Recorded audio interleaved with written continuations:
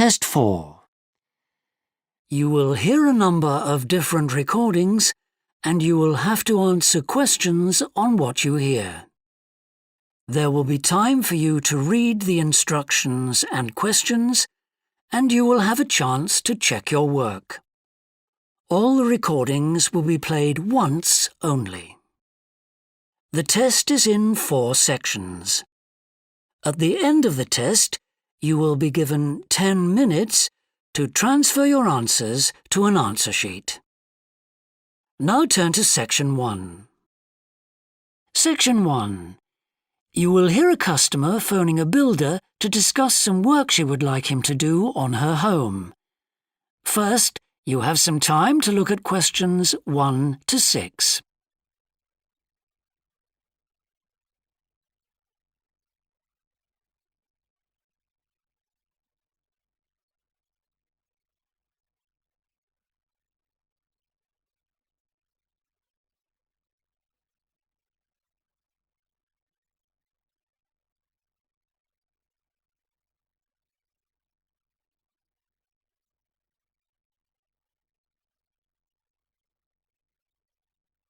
You will see that there is an example that has been done for you.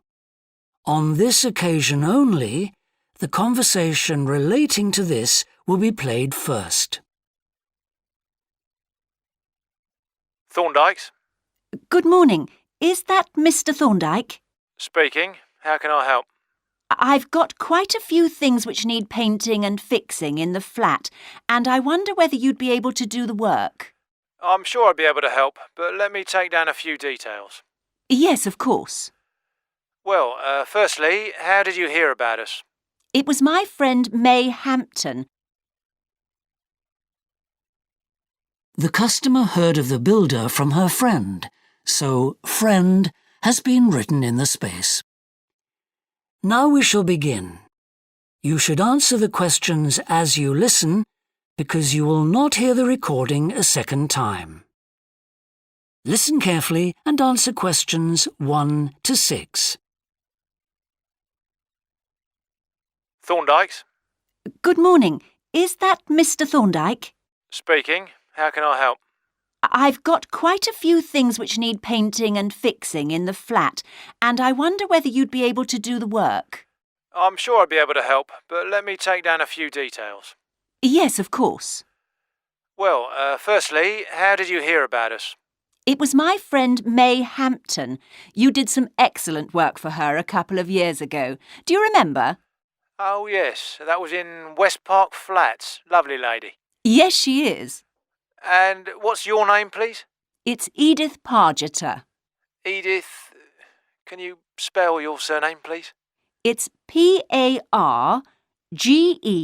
Double T, right. And do you live in West Park Flats as well? No, actually, it's East Park, flat 4. Oh, right. That's over the road, I seem to remember. Quite difficult to get to. Yes, it's at the back of the library. Right, I know. And what's your phone number?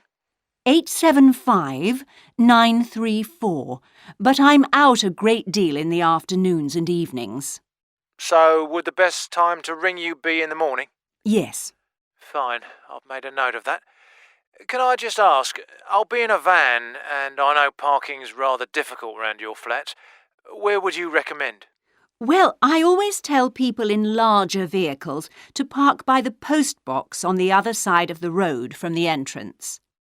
Good, thanks. And will you be able to give me a full itemised quote? Oh, yes, I'll list all the jobs separately with individual prices. That'd be a great help. No problem. Before you hear the rest of the conversation, you have some time to look at questions 7 to 10.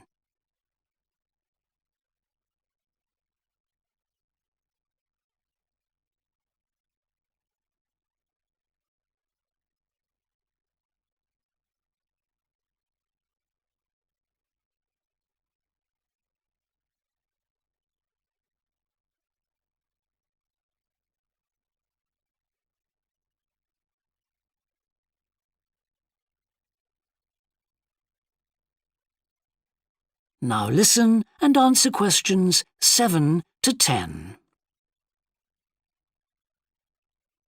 Now, what would you like me to do? Firstly, and most urgently, is in the kitchen. With all the weather damage, the glass in the door has cracked and I'd need that fixing. I presume you mean replacing? Oh, yes, and as soon as possible. What I'll do is come round tomorrow morning and do that immediately. Oh, thank you so much. The other things aren't so urgent, but... Now, I'll make a note of everything you want doing. Well, in the kitchen, I'd like some painting doing. All the kitchen walls? Just the area over the cooker. It's very greasy. Right, it does tend to get that way. Yes. Well, if you want a proper job done, what I'd need to do is strip the old paint and plaster it about a week before I paint it. Of course. Now, May tells me you also do work in the garden. That's right. Well, I'd like you to replace a fence. Just one? Yes, at the far end. Fine, shouldn't be a problem. And that's the lot. Fine. Yeah, as I say, I can come round tomorrow morning to look over things with you. Well, that's great, thank you. So, I look forward to seeing you tomorrow at... That is the end of section 1. You now have half a minute to check your answers.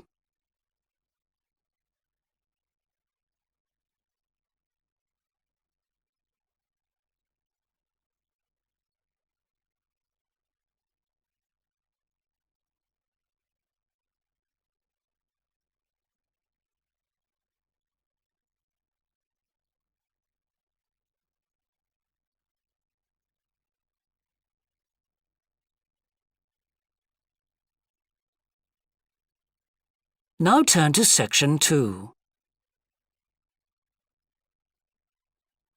Section 2. You will hear a recorded talk giving an introduction to the historical theme park of Manham Riverport in England. First, you have some time to look at questions 11 to 15.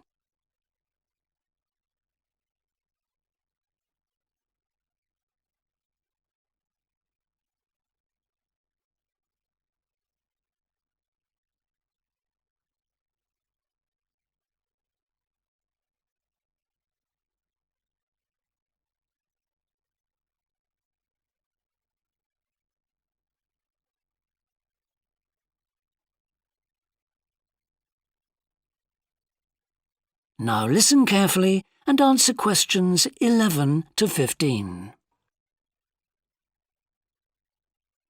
Welcome to Manham Port, where 1,000 years of history are brought to life.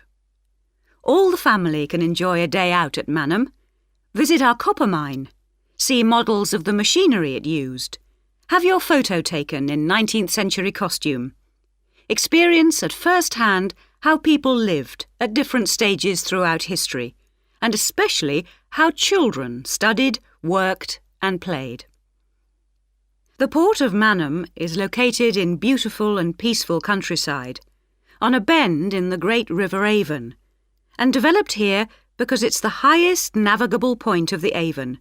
Boats can go no higher up this river, and proved a handy place to load and unload cargo to and from the sea, which is over 23 miles away. A small port was already established here when, about 900 years ago, tin was discovered nearby, though it wasn't until the Industrial Revolution, when a tremendous need for metals of all kinds developed, that Manham expanded to become one of the busiest ports in the country. And because it was already so busy, prospectors began to look for other minerals, and by the end of the 19th century, lead, copper, manganese and arsenic were added to the cargoes leaving Manham. In the early days, the ores had been smelted or processed in the same area they were mined. But as demand grew, the smelting process required huge factory furnaces or fires to melt the metal from the rock, and there was not enough coal in the local area, so the rocks containing minerals had to be shipped long distances. Sadly, in the 20th century, the great port of Manham declined, and thousands of workers were forced to emigrate out of the area. The building at the port fell into disrepair, and the place became almost forgotten. But then the Manham Trust was formed to conserve the historical resources of the area. It organised scores of local volunteers to remove undergrowth to find the original outlines of the installations. It then brought in paid professionals to match installations with maps of the original port complex and to set about reconstructing it. Today, you can see the results of this ambitious programme of restoration. The intention, and we believe this will be realised before the end of the year, is to return Manham Port to the condition it reached at its peak as the greatest copper port in the country. Before you hear the rest of the talk, you have some time to look at questions 16 to 20.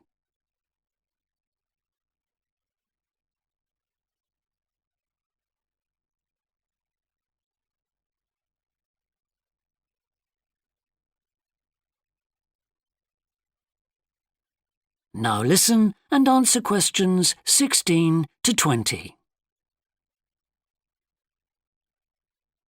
But what can you do and see on your visit today? Here are just a few highlights. We suggest you start with the visit to the copper mine. Travel on converted mining trains and journey into the depths of the mountain along seams once worked by hundreds of miners. Watch out especially for the great pumping machines which rid the mine of water. But please be warned that, like all mines, ours is very dark and closed in, and we do say that children under 5 and also dogs should not be taken into the mine. The next recommended visit is to the village school. While looking round the classrooms, take a special look at our display of games, which is one of the largest in the world. And it's recommended that you time your visit to coincide with a guided tour. This will give you the opportunity to ask lots of questions. Near the school is the beautiful old sailing ketch called the George. You're welcome to board the boat and look round the cabins.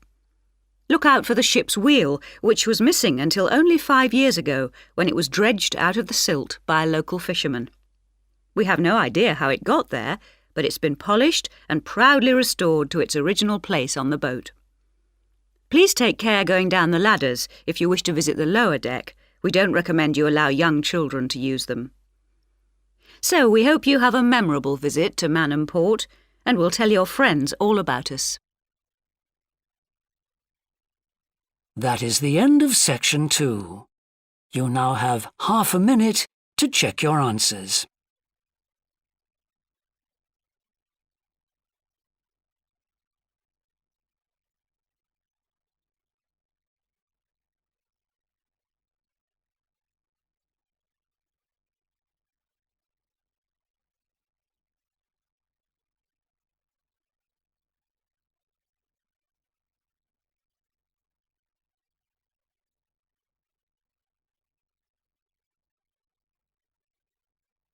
Now turn to section 3.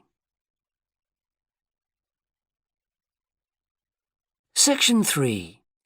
You will hear 2 psychology students called Tim and Laura talking about Laura's work placement. First, you have some time to look at questions 21 to 24.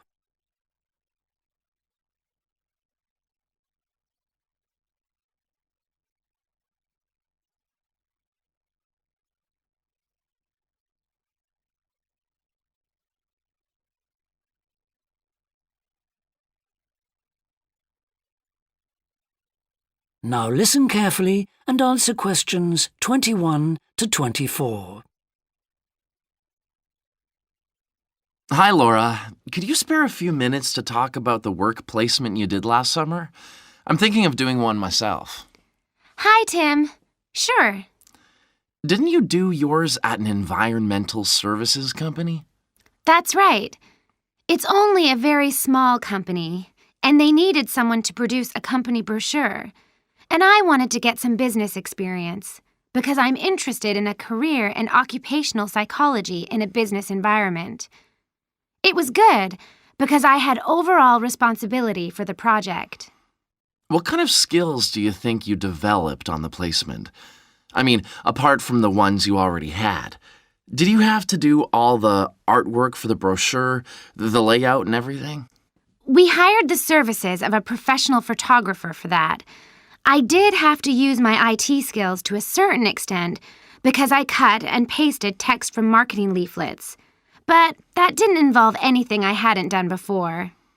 Do you think you got any better at managing your time and prioritizing things? You always used to say you had trouble with that. Oh, definitely. There was so much pressure to meet the project deadline. And I also got better at explaining things and asserting my opinions, because I had to have weekly consultations with the marketing manager and give him a progress report. It sounds as if you got a lot out of it then. Absolutely. It was really worthwhile. But, the company benefited too. Yes, they must have done. After all, if they'd used a professional advertising agency to produce their brochure instead of doing it in-house, presumably they'd have paid a lot more. Oh, yes. I worked it out. It would have been 250% more, and I thought the end result was good, even though we did everything on site. The company has quite a powerful computer, and I managed to borrow some scanning software from the university. The new brochure looks really professional. It enhances the image of the company straight away. So, in the long run, it should help them to attract clients and improve their sales figures? That's the idea, yeah. Before you hear the rest of the discussion, you have some time to look at questions 25 to 30.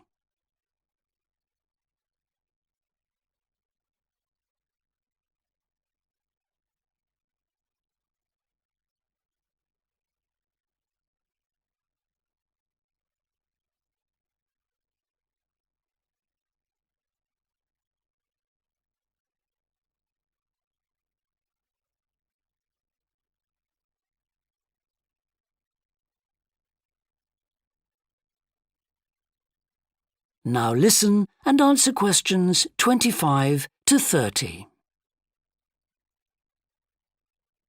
Well, all in all, it sounds very positive. I think I'll go ahead and apply for a placement myself. How do I go about it? It's easy enough to do, because there's a government agency called STEP, S-T-E-P, that organizes placements for students. You should start by getting their booklet with all the details. I expect you can download one from their website. Actually, they've got copies in the psychology department. I've seen them there. I'll just go to the office and pick one up.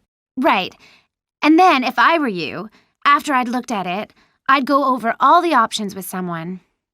I suppose I should ask my tutor's advice. He knows more about me than anyone.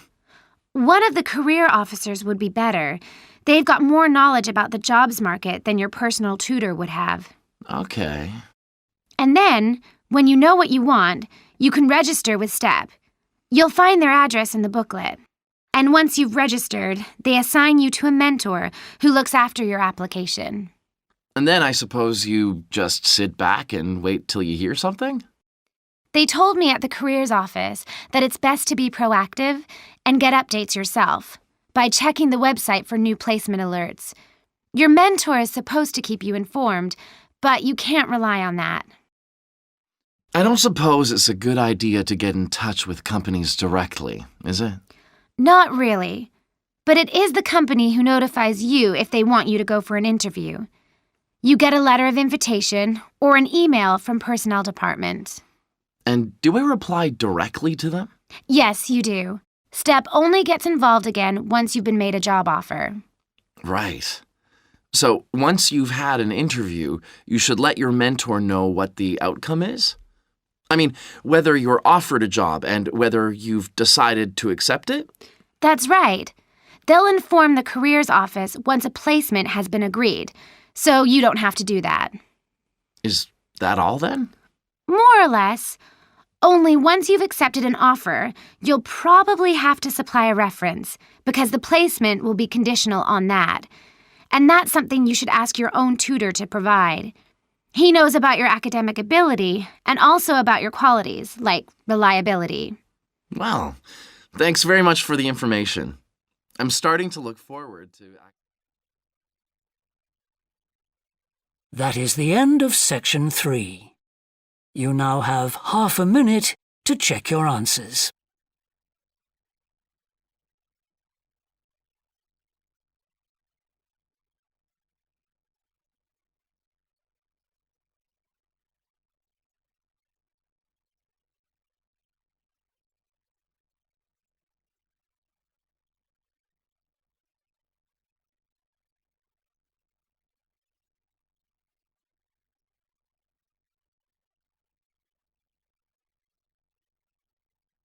Now turn to section 4. Section 4. You will hear a woman talking to a group of first-year science undergraduates about the developing science of nanotechnology. First, you have some time to look at questions 31 to 40.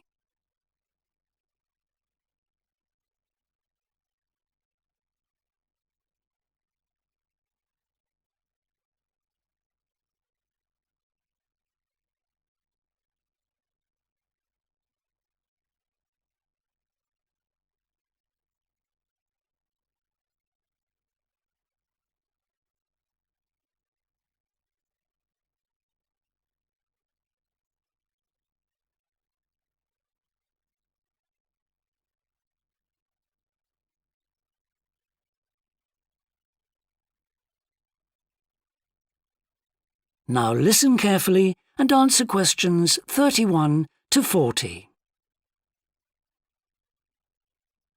Today we're going to look at an important area of science, namely nanotechnology. So, what is it? Nano means tiny, so it's science and engineering on the scale of atoms and molecules. The idea is that by controlling and rearranging atoms, you can literally create anything. However, as we'll see, the science of the small has some big implications, affecting us in many ways. There's no doubt that nanotechnology promises so much for civilization. However, all new technologies have their teething problems. And with nanotechnology, society often gets the wrong idea about its capabilities. Numerous science fiction books and movies have raised people's fears about nanotechnology, with scenarios such as inserting little nanorobots into your body that monitor everything you do without you realizing it, or self-replicating nanorobots that eventually take over the world. So, how do we safeguard such a potentially powerful technology? Some scientists recommend that nanoparticles be treated as new chemicals, with separate safety tests and clear labelling. They believe that greater care should also be taken with nanoparticles in laboratories and factories. Others have called for a withdrawal of new nanoproducts, such as cosmetics, and a temporary halt to many kinds of nanotech research.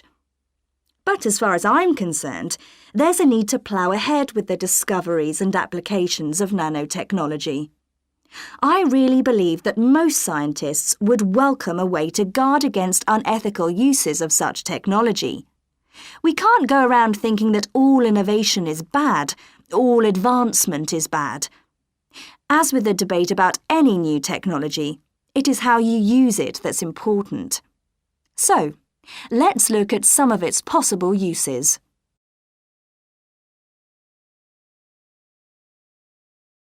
Thanks to nanotechnology, there could be a major breakthrough in the field of transportation, with the production of more durable metals.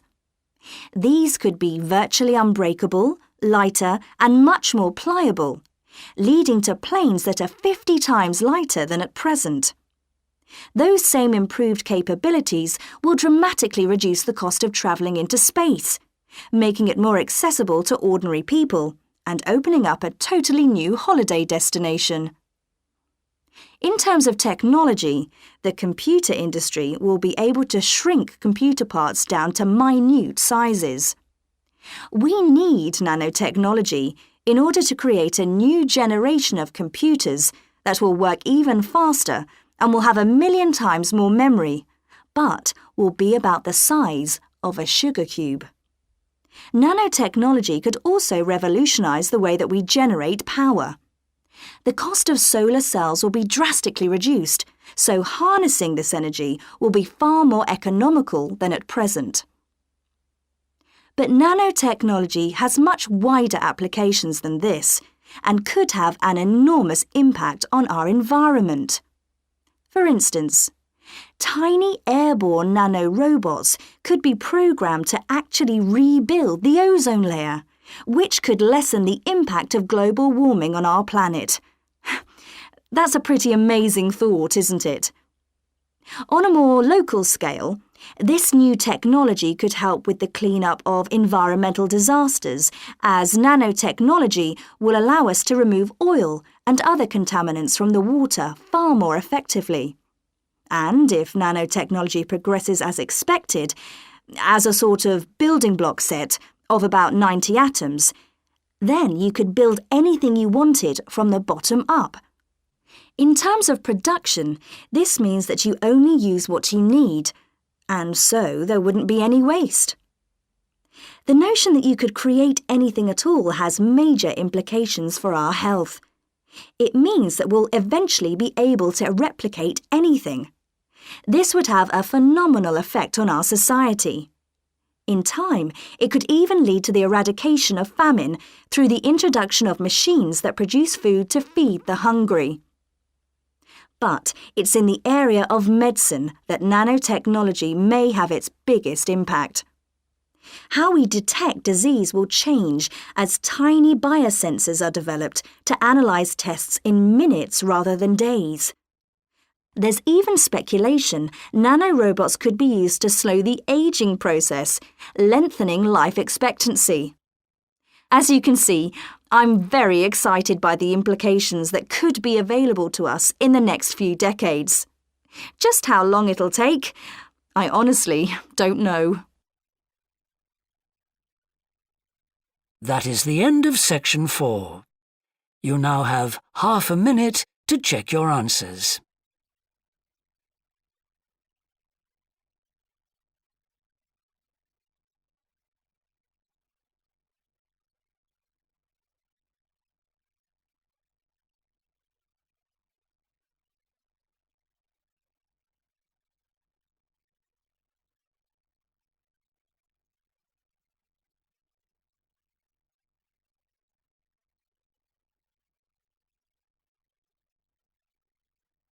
That is the end of the listening test. In the IELTS test, you would now have 10 minutes to transfer your answers to the answer sheet.